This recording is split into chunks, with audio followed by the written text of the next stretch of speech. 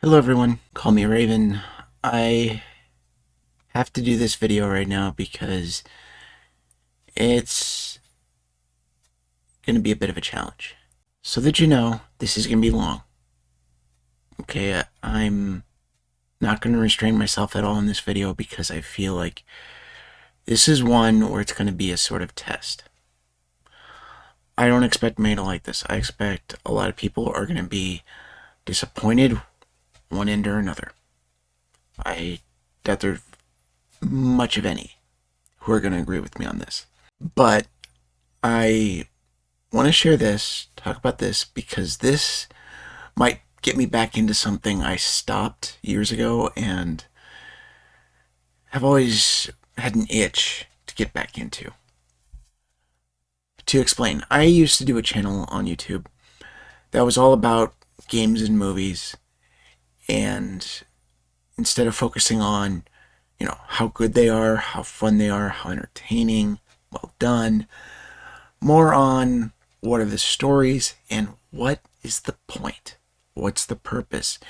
Is it just pure entertainment? And okay, then there's not much of a reason for me to talk about on the channel. But if it has a point, has a purpose, which way is it pointing? Good or bad? And either way, is it pointing the way it intends well? And all of that kind of comes into play with Tears of the Kingdom. I stopped doing that channel because after a while I saw movies, games, everything just where what themes were out there were terrible. And I'd only find one or two games with any themes that I could appreciate. Luckily, one of those was extremely good, and that's why I talked about Metroid Dread. That's the one that did give me a little bit of hope.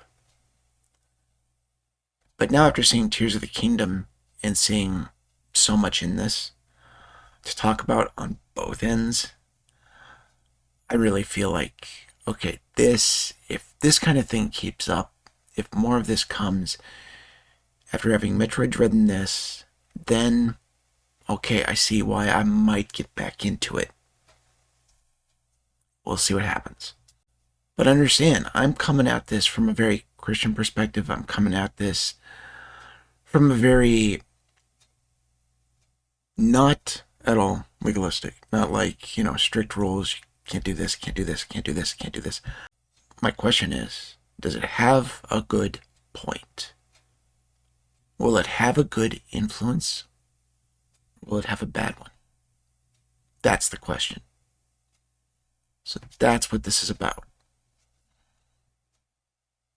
Now, let's get into the game. Understand, I am not going to restrain myself at all as far as spoilers, but that probably won't get into until later in the video, and I'll let you know when. But I figure if you're watching this, either one, you've already finished it and you're just curious other people's perspectives. Two, you're hesitant to play it and you need some kind of confirmation, which means usually spoilers aren't that big of a concern. Maybe a little, but not as much. So to really show you what I'm looking at, what got to me about this, I have to go into spoilers later.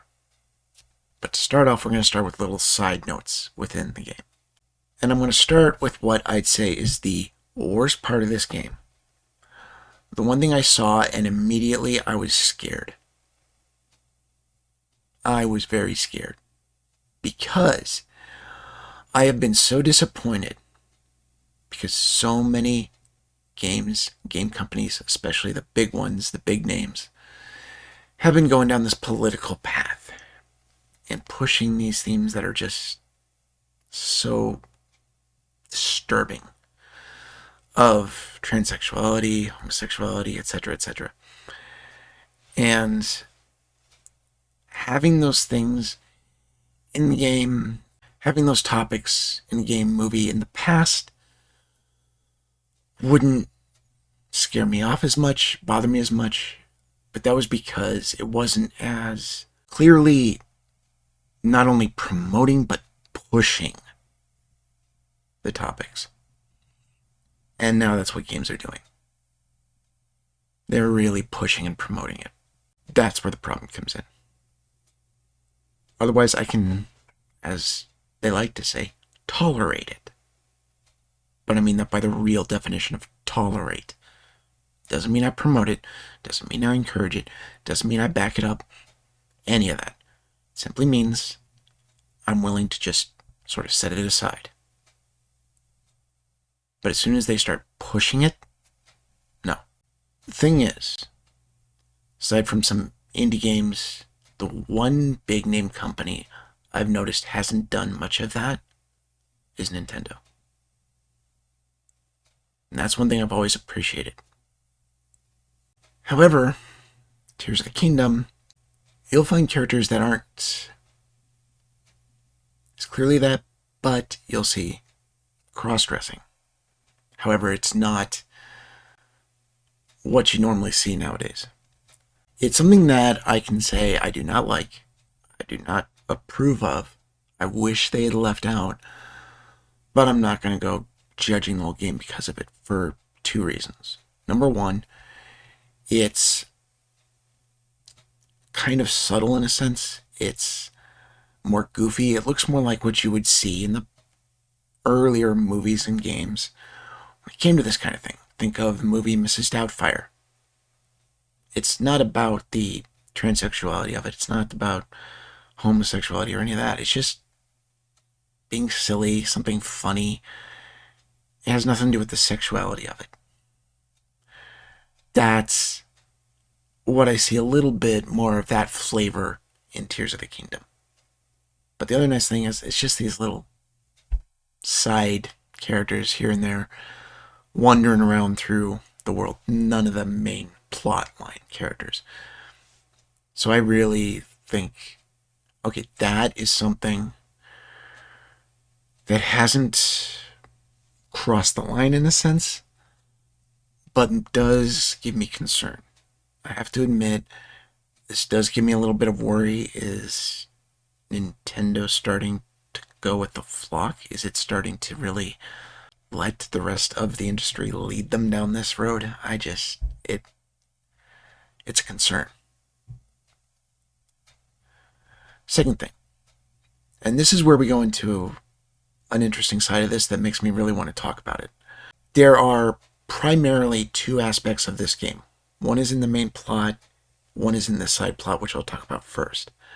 But in both of them, at first glance, they appear very much to go down an almost demonic route.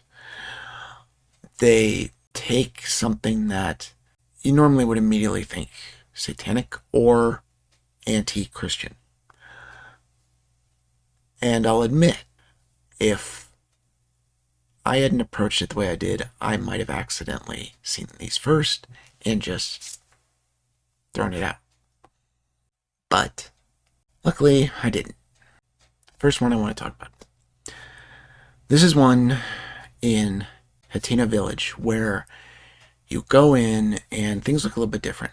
And you see people wearing weird outfits.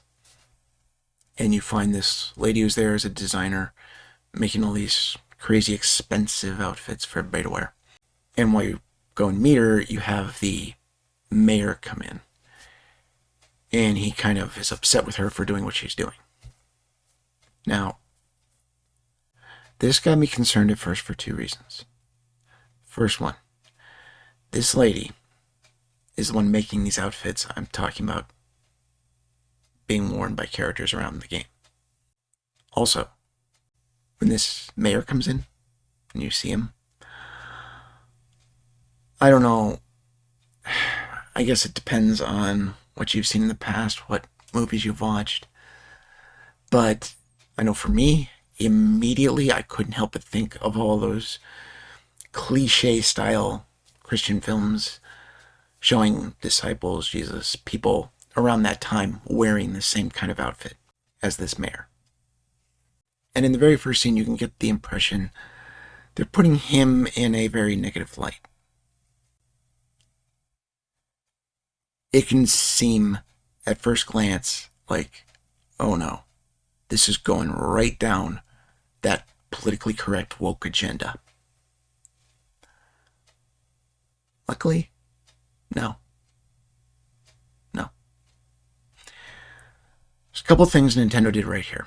Number one, unlike almost every game, they didn't pick out this specific political issue and push this is what's right and make it the focus of the whole thing, where it's this one specific issue or detail that they're trying to force. No. It's very generic, very general, no specific topic that they kind of approach with this little side storyline. And so it doesn't go pushing a certain political issue, and it doesn't go pushing, which one's right, which one's wrong. It does something else that, if done right, can be good, but sadly enough, can depend on who's watching or playing it, because it's not going to really change anybody's opinion. It's almost going to support every opinion, and that's the problem. The other thing that's different here, everything you've seen in the movies, games, etc., you'd expect the current day, the way things are, they would immediately put this Christian character as the villain. He's the one you're going to have to get out of the village, get to leave, get to quit, step down, whatever it may be. Maybe, depending on how extreme the certain producer is, they might take it to a point of just making him look evil. What was neat about this is this kind of went the opposite. Eventually you have both characters, this lady who's been this designer and this Christian figure, start working together. She accepts him as the leader. He accepts the business she has. But it's not only that. You find out as you get to see more of him, he actually really cares about the people in the village. There's other things you do with him that show even more how this is about caring for the village. But what's interesting is if you look at this lady who does this design work, and you look at her honestly, the more I see of her, the more I just see, not like, let me say this, she's not the kind of character you'd hate or dislike, but almost a silly kind of arrogance and greed in her. It's the kind where you roll your eyes at it more than just shake your head in disgust. It starts off making me think they're going to put him in this bad light, her as the hero, but they almost flip it. Kind of a pleasant surprise. But it's kind of neat because really that way of seeing her, I think, is more of what people need to realize. Just because you have a problem with what somebody does doesn't mean you have to hate that person. Yeah, I can see issues in her. I can see these things that are just like, But like I said, it's more of just rolling your eyes at that part of her and just, you don't hate her. It works pretty well. I like that. It's one of those things where you go and you approach this game, from my kind of perspective, from my views, you might immediately assume, okay, they're taking this the wrong way, and just quit. But no, you got to hold on to see where they're really taking it. Don't go by an assumption. Watch. See what happens. Now, the real issue. This is what scared me for a moment when I finally saw it. But, ironically enough, a lot of people are going to say it's very demonic. Very evil. But, it's almost like the game takes how I saw it, the way I looked at this stuff originally. One concept they use in this game is the third eye. Now, this is a symbol that is often used in demonic practices. It's often condemned by a lot of people just constantly. But a couple things. Number one, a lot of people are innocent. A lot of people use it but don't realize what it's used for at times, don't realize this other point of it, purpose. And a lot of times that can be harmless. But the problem is you got to keep your guard up. You got to be aware. Be careful what you're using. So that's why it would bother me. Second thing, when I first started hearing about it, finding out about it, I was confused. It blew my mind. I didn't get it. This idea of this third eye seeing all, it's like, no, God's omniscient. Why would that be Satan? That doesn't fit. It seems more befitting of God than Satan, because Satan definitely doesn't see everything. But over time, I realized most of the places where it's used for any kind of purpose like that, it is satanic. It does go that route. I got lucky. Playing Tears of the Kingdom, what I didn't notice is Rauru, the king from the past, from the history of Hyrule, he has that. He has that third eye. It only opens in a couple places, and so my first time through, I didn't see it. It wasn't until I went back and looked at the clips of the story again that I noticed it. The reason I'm glad that happened was because there's something else I noticed that I might not have gotten a chance to see otherwise. This is where the spoilers will start to come in. At first minor, but it's going to grow. When Ganondorf finally gets his hand on one of the tears to get his power, what I found so neat about what they did, most of the heroes in the game, they'll get their tear, and it goes in different places. On Rauru is on his hand, others it was on their hip, their waist, ankle, etc. But Ganondorf is the only one who gets it on his forehead.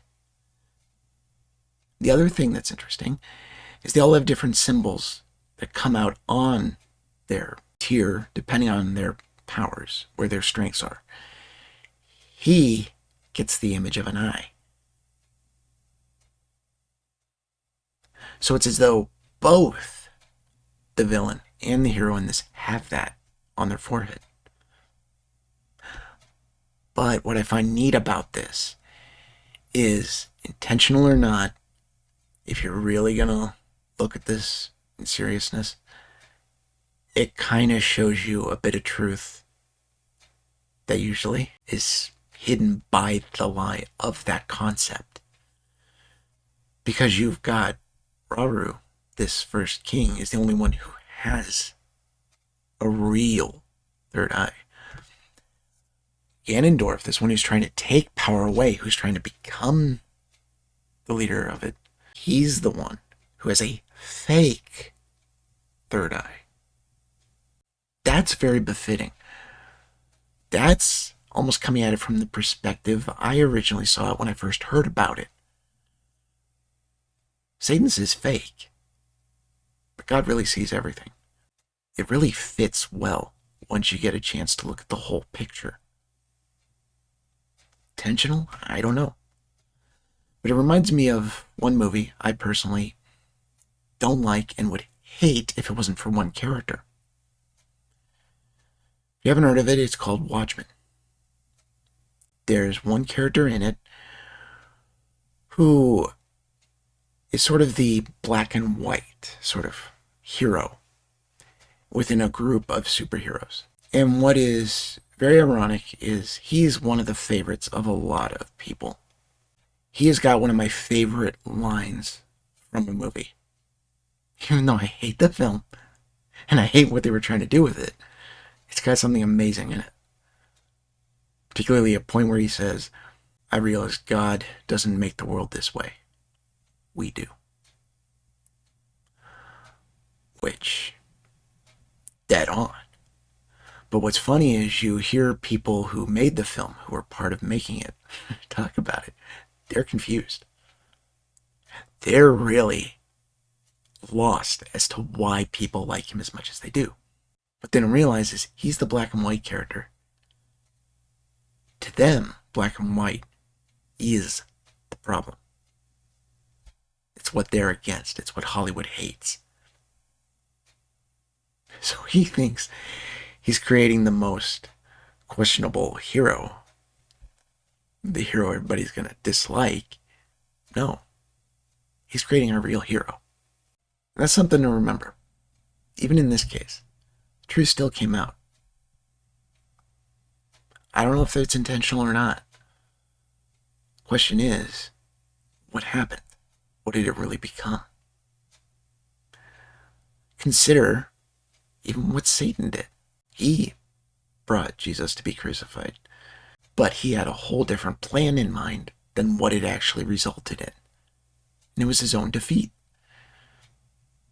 It's something that happens again and again and again. You see it all the time. Satan wants to do one thing, he ends up doing the other. It never works out the way he plans. He doesn't have that third eye. So this is a game that I know a lot of friends I have will see something like that and be like, oh, this is evil, this is wrong, no.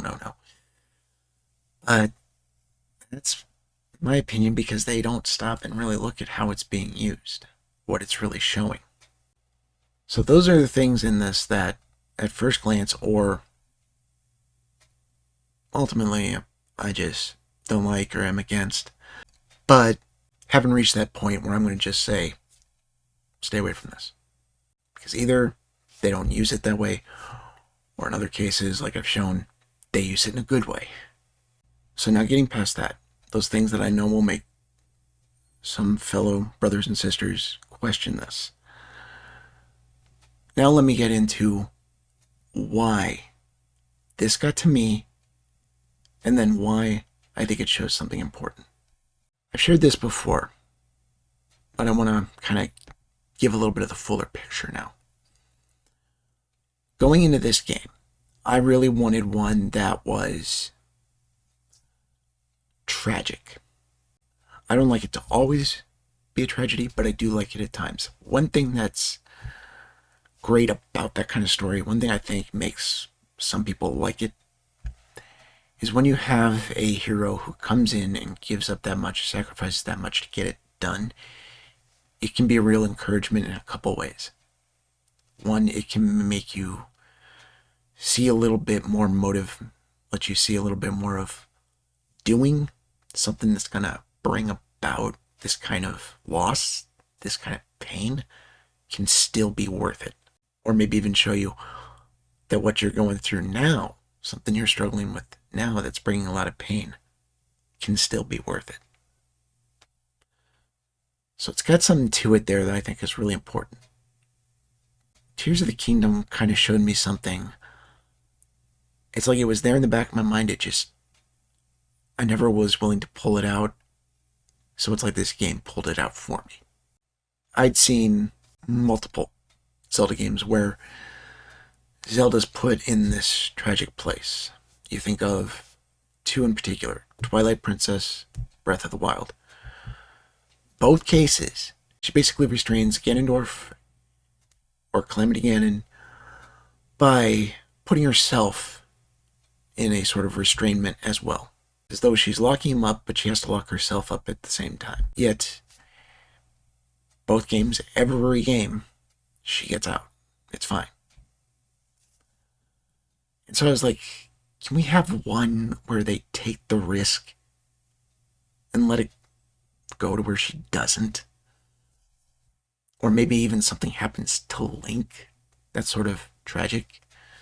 Not necessarily death, but just something like that, of that sort of flavor in a sense. I just really wanted to see them do that once. Just why not? One game, try it. Maybe it'd have more of a punch to it. And so, playing Tears of the Kingdom, I was expecting they definitely wouldn't do it. But I had this sort of foolish hope that maybe they would. So I'm playing the game. And then I find out about them turning into a dragon. Draconification.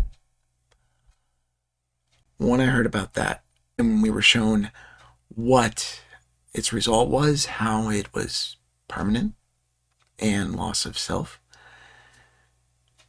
two things happened.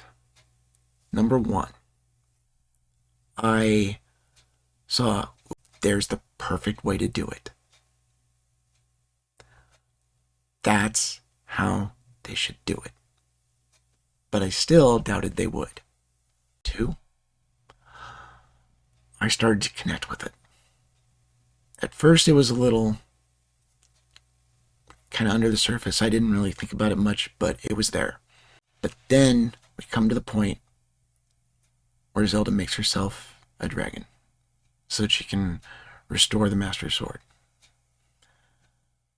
When that part comes along is when it got me.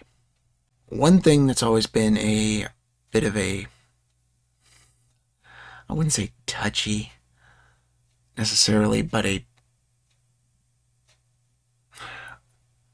don't know how to put it. It's very hard to find the right word because I wouldn't say it's any kind of fear, not necessarily even a fascination. It's just something that's always on my mind. It's the concept of identity. Who you are. Yourself. How does self exist?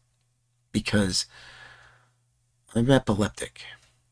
And that's one thing that can get very confused, particularly while in a seizure, is who are you? How does that work? How does self exist? It really gets made up in my mind, and it's made me see it in different ways and look at it from different perspectives that very unexpected. And so it's something I think about a lot. And seeing Zelda kind of go into this state of losing self, I almost felt like I connected because I understood that state. I knew what that was like. And I've had to deal with this my whole life. And part of me just wants to get rid of it, get out of it, free of it. But another side of me sees things it's taught me, shown me, effects it's had that tells me, no, you need this. This is showing you things you wouldn't see otherwise. And so it's one of those things where I really wish I could get rid of it. I really want to defeat this, but part of me almost feels like it's my fate in a sense. So seeing Zelda do this when she's taking her tear and swallowing it, I can connect with what's going through her head so well because I know that feeling. To me, it got so personal because I felt like she had sort of given herself up the same way I've kind of had to. And it was one of those things where I felt like I'm stuck in this. She's stuck in that. And it just brought a connection that really struck me. But then we got to the end of the game. As we get close to the end of the game, I was worried but a little more hopeful than I'd been before. Figured, yeah, they'd bring her back to being who she was. But I was a little hopeful, maybe not. Maybe she'll stay as this dragon. But what got me was when it started, when they started bringing her back. It was so weird. It was such a strange feeling in me because even though I'd wanted to see it stay that way, another part of me wanted so bad for them to bring her back. And at the time, I didn't fully get why. But then you go through the end of it where she's sort of brought back, and you have to kind of go and catch her, save her, and then she comes to. And that's when it hit me. That's when, I have to admit, I started weeping. I started crying. And the rest of the day, it kept coming back to mind and striking me again and again and again. Because I finally understood what the problem was. Why I wasn't as pleased with the way Twilight Princess Breath of the Wild ended. And it wasn't because she came back. When Zelda comes to, after being brought back from being a dragon, the look on her face, the expression, the way she talks, you can just see absolute confusion. Not joy, not fear, not frustration, just confusion. Because of how certain she was, that was it. It was over. It was done. She wasn't coming back. Much like I feel. But I realized also, this is what was missing in the other games. This was the one time she came back and she was surprised. She was confused. Other times, it was like she expected it. She expected to be saved. She expected to be brought out of it. This sacrifice wasn't complete because she anticipated it ultimately wouldn't be one. And I realized that was the difference. It wasn't that she got stuck in this that would make it so great. It was that she was willing to. She was ready to. She almost wanted to. Whereas the other Zeldas, they never thought that was going to happen. She did. And she still went through with it. That's the difference. It kind of gave me a little bit of hope I didn't have, because I still don't think it'll ever be fixed, ever be healed, because I've tried just about everything. But I'm more willing to see that as a possibility. Because as long as it finishes what it needs to do, that's all that matters. And that's something I've realized a lot of, I think even Christians need to realize.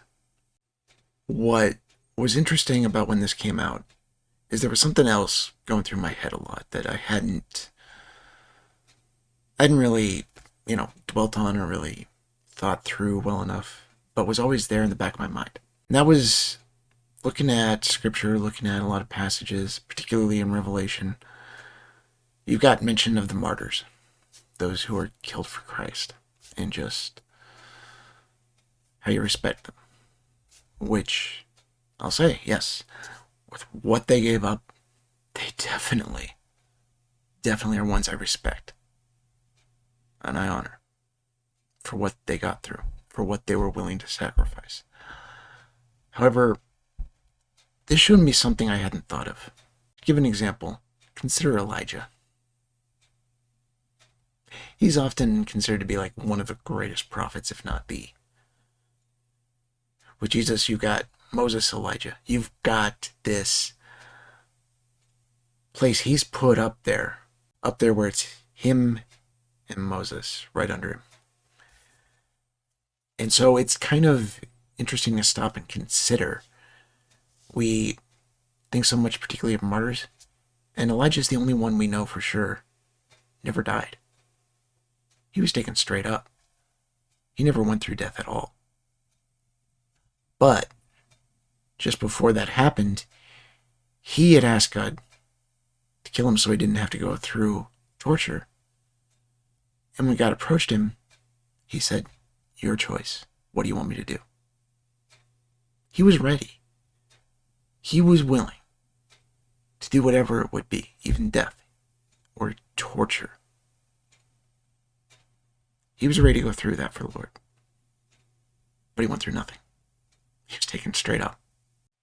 And yet, he's one of the most honored. And that's what I think we need to put more of a focus on. It's not about what happens to you.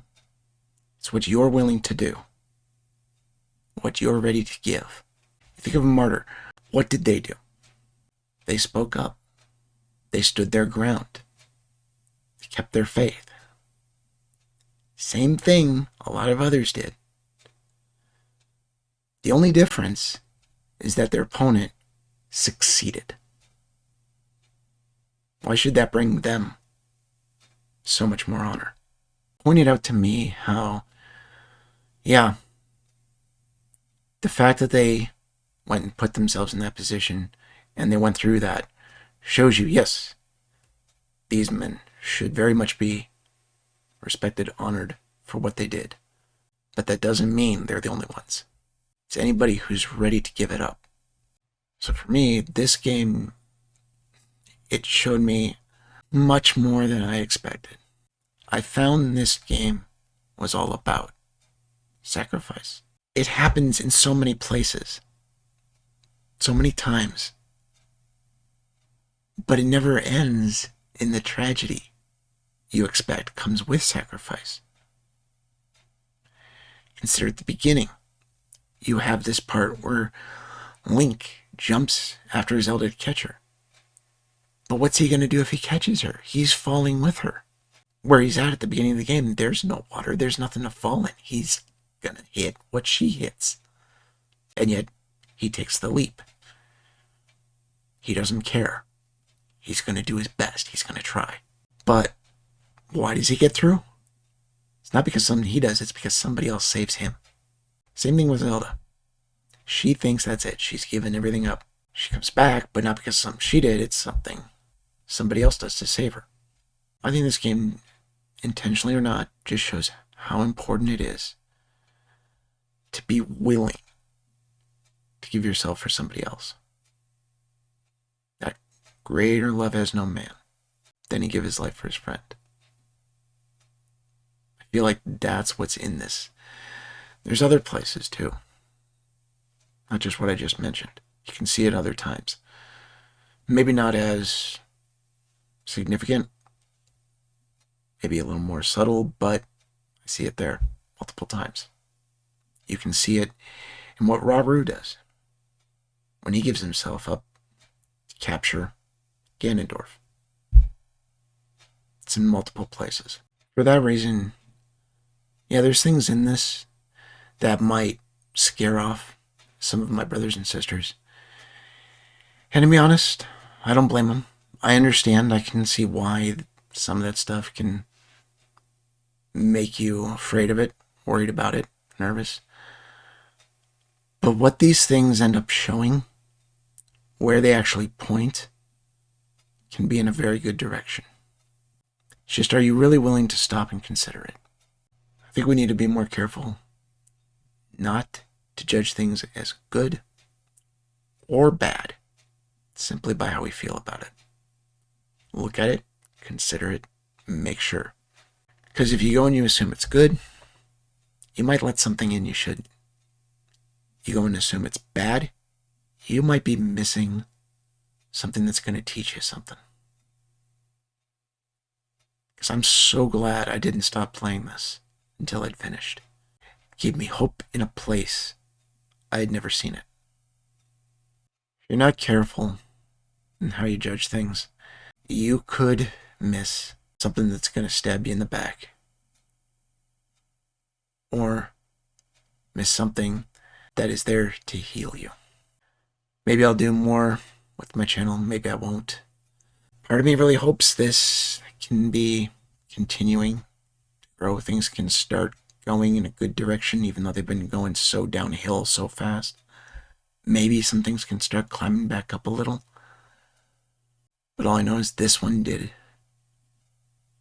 And helped me climb back up too. Hope to see you guys again sometime. God bless.